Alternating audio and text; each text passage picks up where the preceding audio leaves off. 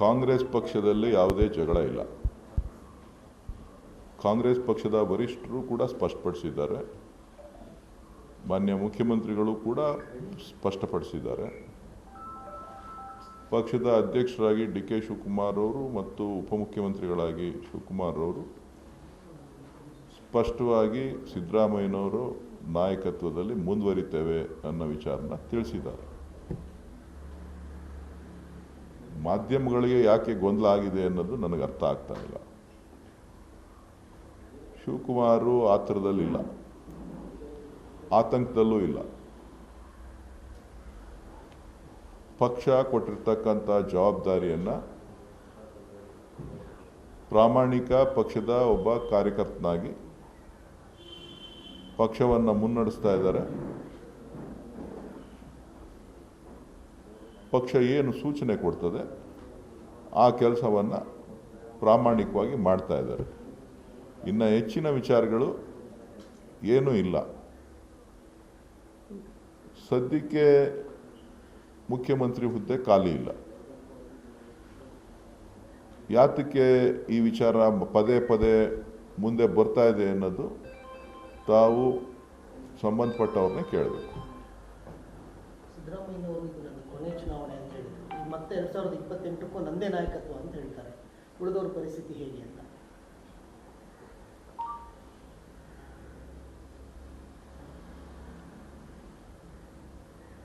ಅವರೊಬ್ಬ ಹಿರಿಯ ನಾಯಕರು, ರಾಜಕಾರಣದಲ್ಲಿ ನಿವೃತ್ತಿ ಇಲ್ಲ. ರಾಜಕೀಯ ಇಚ್ಛಾಶಕ್ತಿ ಇರಬೇಕು. ಸೊ ಹಾಗಾಗಿ ಮುಖ್ಯಮಂತ್ರಿಗಳ ಇಚ್ಛಾಶಕ್ತಿ ಇದೆ. ಹಾಗಾಗಿ ಅವರು ಕೆಲವು ವಿಚಾರಗಳನ್ನು ನಿಮ್ಮ ಜೊತೆ ಹಂಚ್ಕೊಂಡಿರಬೇಕು. ಮುಖ್ಯಮಂತ್ರಿ ಬದಲಾವಣೆ ವಿಚಾರ ಇಲ್ಲ, ಖಾಲಿ ಇಲ್ಲ ಅನ್ನೋ ಸಂದರ್ಭದಲ್ಲಿ ಮುಖ್ಯಮಂತ್ರಿಗಳು ಯಾಕೆ 5 ವರ್ಷ ನಾನೇ ಮುಖ್ಯಮಂತ್ರಿ ಅಂತ ಹೇಳುವಂತ ಪರಿಸ್ಥಿತಿ ನಿರ್ಮಾಣ ಆಗ್ತಾ? ನನಗೆ ಗೊತ್ತಿಲ್ಲ.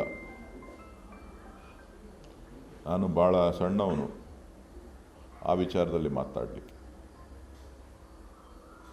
ಸರ್, ಜೊತೆ ಮುಖ್ಯಮಂತ್ರಿಗಳು ಇನ್ನೊಂದು ಮಾತು ಹೇಳಿದ್ರೆ ಸಾಕಷ್ಟು ಚರ್ಚಿತ ಆಗಿರುವಂತ ಸರ್, ಡಿ ಕೆ ಶಿವಕುಮಾರ್ ಅವರಿಗೆ ಹೆಚ್ಚಿನ ಶಾಸಕರ ಬೆಂಬಲ ಇಲ್ಲ ಅನ್ನುವಂಥ ಮಾತನ್ನು ಮುಖ್ಯಮಂತ್ರಿಗಳೇ ಯಾಕೆ ಆ ಮಾತು ಸಂದರ್ಭದಲ್ಲಿ ಬರುತ್ತೆ ಅಥವಾ ಬರುವ ಅನಿವಾರ್ಯತೆ?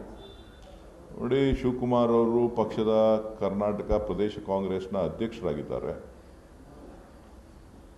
ಯಾವುದೇ ಶಾಸಕರ ಬೆಂಬಲವನ್ನು ಪಡೆದುಕೊಳ್ಳುವಂಥದ್ದಾಗಲಿ ಕೇಳುವಂಥದ್ದಾಗಲಿ ಸಮಯ ಅಲ್ಲ.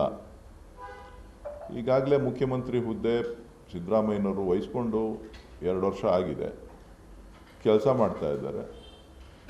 ಸೊ ಅವರು ಮುಂದುವರಿತಾ ಇರುವಂಥ ಸಂದರ್ಭದಲ್ಲಿ ಇದು ಯಾಕೆ ಚರ್ಚೆ ಮಾಡ್ತಾ ಇದ್ದಾರೆ, ಯಾಕೆ ಈ ವಿಚಾರಗಳು ಚರ್ಚೆಗೆ ಬರ್ತಾ ಇದೆ ಅನ್ನೋದು ನಮಗೆ ಗೊತ್ತಿಲ್ಲ.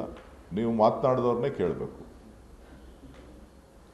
ಮುಖ್ಯಮಂತ್ರಿಗಳನ್ನೇ ಕೇಳಬೇಕಾಗಿದೆ ಯಾಕೆ ಅಲ್ಲ, ಅವ್ರನ್ನೇ ಕೇಳಬೇಕು. ನೀವು ಮುಖ್ಯಮಂತ್ರಿಗಳನ್ನೇ ಕೇಳಬೇಕು, ಯಾಕೆ ಈ ವಿಚಾರ ಹೇಳಿದ್ರಿ ಅಂತ ಹೇಳ್ಬಿಟ್ಟು.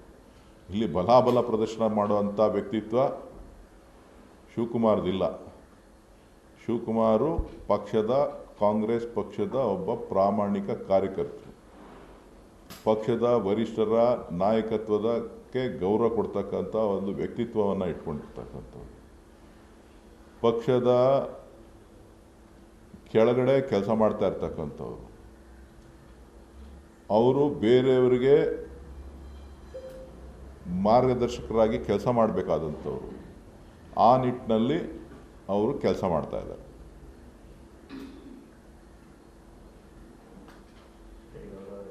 ಅವರು ನಂಬುವಂತ, ಅವರು ಆರಾಧಿಸುವಂತ ಗುರುಗಳೇ ಹೇಳ್ತಾರೆ ಈ ಟರ್ಮ್ನಲ್ಲೇ ಮುಖ್ಯಮಂತ್ರಿ ಆಗ್ತಾರೆ.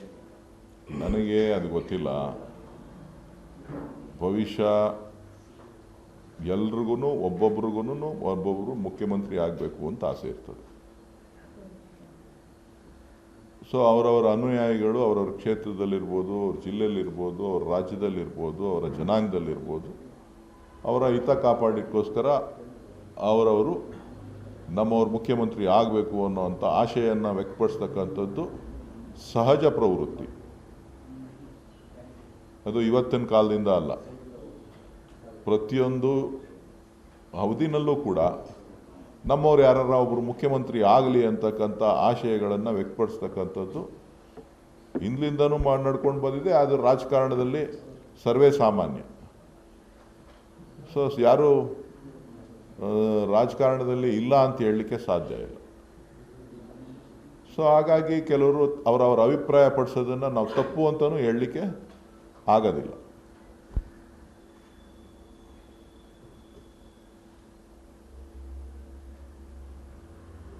ಇನ್ನೇನು ಹೇಳಿ. ಎರಡನೇ ಸರಿ ಇಡೀ ವಿಚಾರಣೆ ಎದುರಿಸ್ಕೊಂಡ್ರಿ. ನೀವು ಹೇಳಿದ ವಿಚಾರಣೆಗೆ ಹೋಗಿ ಬಂದ್ಮೇಲೆ ಗೊತ್ತಾಗುತ್ತೆ ಏನು ಇಂಟೆನ್ಷನು, ಪೊಲಿಟಿಕಲಿ ಇದೆಯಾ ಇಲ್ಲ ಏನು ಅನುಭವ ಬಂದಿದೆ ಸರ್? ಇದು ಪೊಲಿಟಿಕಲಿ ಮೋಟಿವೇಟೆಡಾ ಅಥವಾ ಏನಾದರೂ ಬೇರೆ ಕಾರಣಗಳು ಗೊತ್ತಾಗ್ತಾ ಇದೆ ನಿಮಗೆ? ನನಗೆ ಕಾರಣಗಳೇನು ಗೊತ್ತಿಲ್ಲ. ಸೊ ನನಗೆ ಕೇಳಿರೋವಂಥ ವಿಚಾರಗಳನ್ನು ತಿಳಿಸಿದ್ದೇನೆ. ಅವರು ಇನ್ನೇನಾರ ವಿಚಾರಣೆ ಕರೆದಾಗ ಬರಬೇಕು ಅಂತ ತಿಳಿಸಿದ್ದಾರೆ. ಸೊ ನಾನು ಒಬ್ಬ ಪ್ರಜೆಯಾಗಿ ಸಮಾಜದಲ್ಲಿ ಮತ್ತು ಕಾನೂನಿನ ಚೌಕಟ್ಟಿನಲ್ಲಿ ನಡೆಯುವಂಥವನಾಗಿ ಯಾವುದೇ ವಿಚಾರಣೆ ಬಂದರೂ ಕೂಡ ಹೋಗಿ ಎದುರಿಸಲಿಕ್ಕೆ ಸಿದ್ಧನಾಗಿದೆ, ಸಹಕಾರ ಕೊಡಲಿಕ್ಕೆ ಸಿದ್ಧನಾಗಿದೆ. ಚರ್ಚೆ ಒಳಪಡ್ತಾರೆ. ಈ ಸೆಪ್ಟೆಂಬರ್ಗೆ ಅವ್ರಿಗೆ 25 ವರ್ಷ ತುಂಬುತ್ತಾ ಇದೆ, ರಿಟೈರ್ಮೆಂಟ್ ತಗೊಳ್ಳಿ ಅಂತ. ಕೇಂದ್ರದಲ್ಲಿ ಏನಾದರೂ ಒಂದು ದೊಡ್ಡ ಬದಲಾವಣೆ ನೋಡ್ತಾ ಇದ್ದೀರಿ ಸರ್? ಆ ಥರದ್ದು ಏನಾದರೂ? ನಾನು ಆಗಲೇ ಹೇಳಿದ್ನಲ್ಲ, ಯಾವುದಕ್ಕೂ ರಾಜಕಾರಣದಲ್ಲಿ ನಿವೃತ್ತಿ ಇಲ್ಲ ಅಂತ. ರಾಜಕಾರಣದಲ್ಲಿ ನಿವೃತ್ತಿ ಇಲ್ಲ, ಇಚ್ಛಾಶಕ್ತಿ ಇರಬೇಕು. ಜೊತೆಗೆ ಅವರವ್ರು ಹಾಕೊಂಡಿರ್ತಕ್ಕಂಥ ಲಕ್ಷ್ಮಣ ರೇಖೆಗಳು, ಅವರೇ ಹಾಕೊಂಡಿರ್ತಕ್ಕಂಥ ಲಕ್ಷ್ಮಣ ರೇಖೆಗಳನ್ನು ದಾಟೋದು ಹೇಗೆ ಅನ್ನೋದು ಕೂಡ ಭಾಳ ಮುಖ್ಯ ಆಗ್ತದೆ. ಸೊ ಅವರು ಇನ್ನೊಬ್ಬರಿಗೆ ಮಾರ್ಗದರ್ಶಕರಾಗಿರಬೇಕು.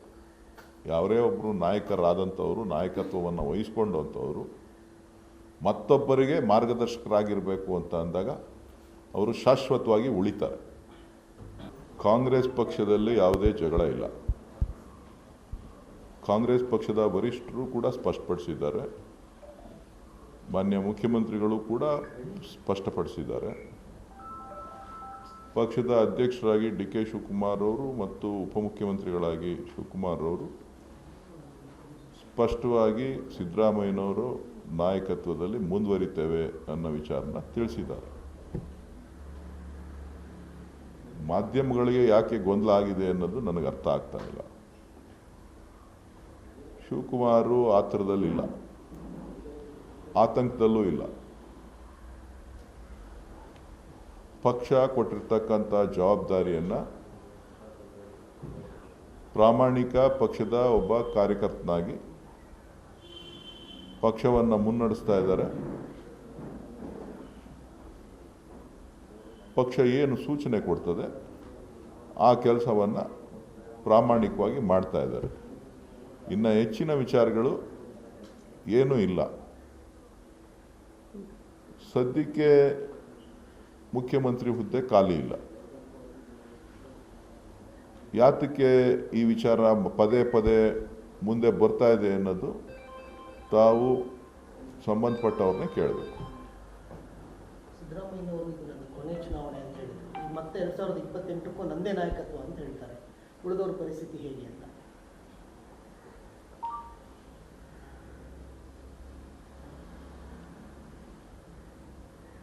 ಅವರೊಬ್ಬ ಹಿರಿಯ ನಾಯಕರು. ರಾಜಕಾರಣದಲ್ಲಿ ನಿವೃತ್ತಿ ಇಲ್ಲ. ರಾಜಕೀಯ ಇಚ್ಛಾಶಕ್ತಿ ಇರಬೇಕು.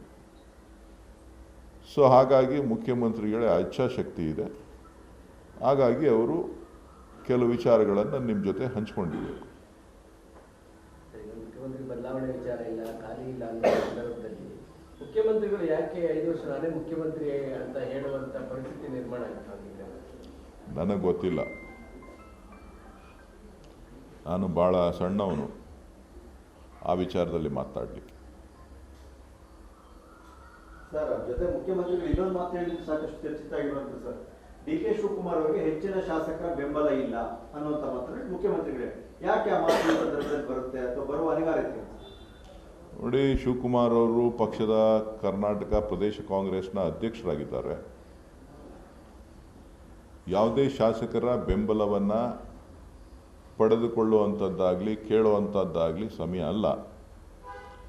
ಈಗಾಗಲೇ ಮುಖ್ಯಮಂತ್ರಿ ಹುದ್ದೆ ಸಿದ್ದರಾಮಯ್ಯನವರು ವಹಿಸ್ಕೊಂಡು 2 ವರ್ಷ ಆಗಿದೆ. ಕೆಲಸ ಮಾಡ್ತಾ ಇದ್ದಾರೆ. ಸೊ ಅವರು ಮುಂದುವರಿತಾ ಇರುವಂಥ ಸಂದರ್ಭದಲ್ಲಿ ಇದು ಯಾಕೆ ಚರ್ಚೆ ಮಾಡ್ತಾ ಇದ್ದಾರೆ, ಯಾಕೆ ಈ ವಿಚಾರಗಳು ಚರ್ಚೆಗೆ ಬರ್ತಾ ಇದೆ ಅನ್ನೋದು ನಮಗೆ ಗೊತ್ತಿಲ್ಲ. ನೀವು ಮಾತನಾಡಿದವ್ರನ್ನೇ ಕೇಳಬೇಕು. ಅಥವಾ ಮುಖ್ಯಮಂತ್ರಿಗಳನ್ನೇ ಕೇಳಬೇಕಾಗುತ್ತೆ ಯಾಕೆ ಅಂತ.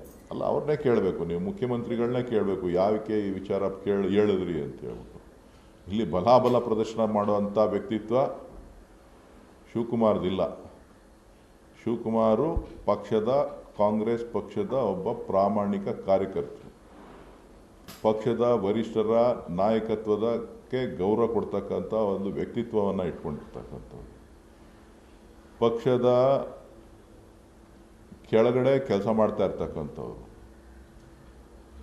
ಅವರು ಬೇರೆಯವರಿಗೆ ಮಾರ್ಗದರ್ಶಕರಾಗಿ ಕೆಲಸ ಮಾಡಬೇಕಾದಂಥವ್ರು. ಆ ನಿಟ್ಟಿನಲ್ಲಿ ಅವರು ಕೆಲಸ ಮಾಡ್ತಾ ಇದ್ದಾರೆ.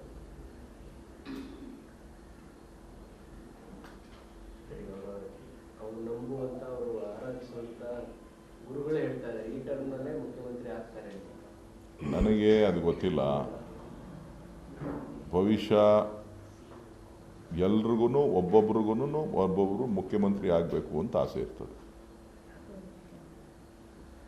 ಸೊ ಅವರವರ ಅನುಯಾಯಿಗಳು ಅವರವ್ರ ಕ್ಷೇತ್ರದಲ್ಲಿರ್ಬೋದು, ಅವ್ರ ಜಿಲ್ಲೆಯಲ್ಲಿರ್ಬೋದು, ಅವ್ರ ರಾಜ್ಯದಲ್ಲಿರ್ಬೋದು, ಅವರ ಜನಾಂಗದಲ್ಲಿರ್ಬೋದು, ಅವರ ಹಿತ ಕಾಪಾಡಲಿಕ್ಕೋಸ್ಕರ ಅವರವರು ನಮ್ಮವ್ರ ಮುಖ್ಯಮಂತ್ರಿ ಆಗಬೇಕು ಅನ್ನೋವಂಥ ಆಶೆಯನ್ನು ವ್ಯಕ್ತಪಡಿಸ್ತಕ್ಕಂಥದ್ದು ಸಹಜ ಪ್ರವೃತ್ತಿ.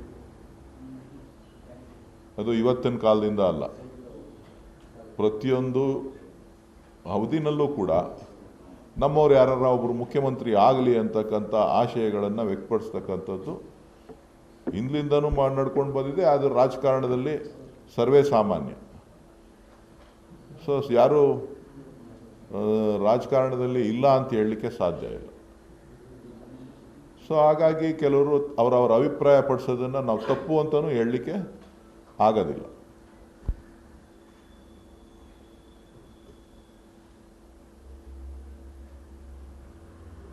ಇನ್ನೇನು ಹೇಳಿ. ಎರಡನೇ ಸರಿ ಇಡೀ ವಿಚಾರಣೆ ಎದುರಿಸ್ಕೊಂಡ್ರಿ. ನೀವು ಹೇಳಿದ ವಿಚಾರಣೆಗೆ ಹೋಗಿ ಬಂದ್ಮೇಲೆ ಗೊತ್ತಾಗುತ್ತೆ ಏನು ಇಂಟೆನ್ಷನು, ಪೊಲಿಟಿಕಲಿ ಇದೆಯಾ ಇಲ್ಲ ಅಂತ. ಏನು ಅನುಭವ ಬಂದಿದೆ ಸರ್? ಇದು ಪೊಲಿಟಿಕಲಿ ಮೋಟಿವೇಟೆಡಾ ಅಥವಾ ಏನಾದರೂ ಬೇರೆ ಕಾರಣಗಳು ಗೊತ್ತಾಗ್ತಾ ಇದೆ ನಿಮಗೆ? ನನಗೆ ಕಾರಣಗಳೇನು ಗೊತ್ತಿಲ್ಲ. ಸೊ ನನಗೆ ಕೇಳಿರೋವಂಥ ವಿಚಾರಗಳನ್ನು ತಿಳಿಸಿದ್ದೇನೆ. ಅವರು ಇನ್ನೇನಾರ ವಿಚಾರಣೆ ಕರೆದಾಗ ಬರಬೇಕು ಅಂತ ತಿಳಿಸಿದ್ದಾರೆ. ಸೊ ನಾನು ಒಬ್ಬ ಪ್ರಜೆಯಾಗಿ ಸಮಾಜದಲ್ಲಿ ಮತ್ತು ಕಾನೂನಿನ ಚೌಕಟ್ಟಿನಲ್ಲಿ ನಡೆಯುವಂಥವನಾಗಿ ಯಾವುದೇ ವಿಚಾರಣೆ ಬಂದರೂ ಕೂಡ ಹೋಗಿ ಎದುರಿಸಲಿಕ್ಕೆ ಸಿದ್ಧನಾಗಿದೆ, ಸಹಕಾರ ಕೊಡಲಿಕ್ಕೆ ಸಿದ್ಧನಾಗಿದೆ. ಚರ್ಚೆ ಒಳಪಡ್ತಾರೆ. ಈ ಸೆಪ್ಟೆಂಬರ್ಗೆ ಅವ್ರಿಗೆ 25 ವರ್ಷ ತುಂಬುತ್ತಾ ಇದೆ, ರಿಟೈರ್ಮೆಂಟ್ ತಗೊಳ್ಳಿ ಅಂತ. ಕೇಂದ್ರದಲ್ಲಿ ಏನಾದರೂ ಒಂದು ದೊಡ್ಡ ಬದಲಾವಣೆ ನೋಡ್ತಾ ಇದ್ದೀರಿ ಸರ್? ಆ ಥರದ್ದು ಏನಾದರೂ? ನಾನು ಆಗಲೇ ಹೇಳಿದ್ನಲ್ಲ, ಯಾವುದಕ್ಕೂ ರಾಜಕಾರಣದಲ್ಲಿ ನಿವೃತ್ತಿ ಇಲ್ಲ. ರಾಜಕಾರಣದಲ್ಲಿ ನಿವೃತ್ತಿ ಇಲ್ಲ, ಇಚ್ಛಾಶಕ್ತಿ ಇರಬೇಕು. ಜೊತೆಗೆ ಅವರವ್ರು ಹಾಕೊಂಡಿರ್ತಕ್ಕಂಥ ಲಕ್ಷ್ಮಣ ರೇಖೆಗಳು, ಅವರೇ ಹಾಕೊಂಡಿರ್ತಕ್ಕಂಥ ಲಕ್ಷ್ಮಣ ರೇಖೆಗಳನ್ನು ದಾಟೋದು ಹೇಗೆ ಅನ್ನೋದು ಕೂಡ ಭಾಳ ಮುಖ್ಯ ಆಗ್ತದೆ. ಸೊ ಅವರು ಇನ್ನೊಬ್ಬರಿಗೆ ಮಾರ್ಗದರ್ಶಕರಾಗಿರಬೇಕು.